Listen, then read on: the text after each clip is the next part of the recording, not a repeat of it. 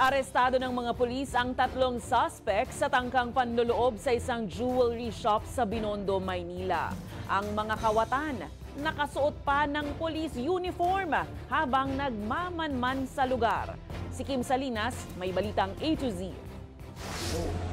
Parehas naka-face mask sila nga yan. Mapapansin sa CCTV video ang suspect na nakasuot ng uniforme ng pulis na umaaligid sa bahaging ito ng Binondo madaling araw ng April 28. Yun pala ay nagmamatyag na ito at naghahandang sumalakay. Maya-maya may kasama na itong isang SUV. Merong isang suspicious vehicle, ang make niya is kulay pula, isang sedan, na lulan ang pulis. Ngayon, during the time, nag-oblasita yung tropa natin, nagduman po yung Mirage sedan po ron.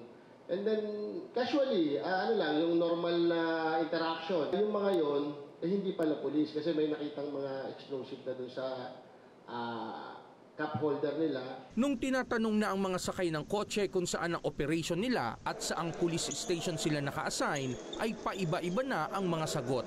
Dito na hinold ang mga suspect at isinailalim sa verification at investigation. Lumalabas sa investigasyon ng ating Manila Police District, nandun sila sa Binondo kasi may bibirahin sila na jewelry shop at saka yung may-ari sa parang kukunin nila. Nahulihan ng mga suspect ng mga baril at 2 granada, maging mga police uniform na kanilang ginamit sa naunsyaming operasyon. Nakita lang namin doon sa nila is Operation Tintoy.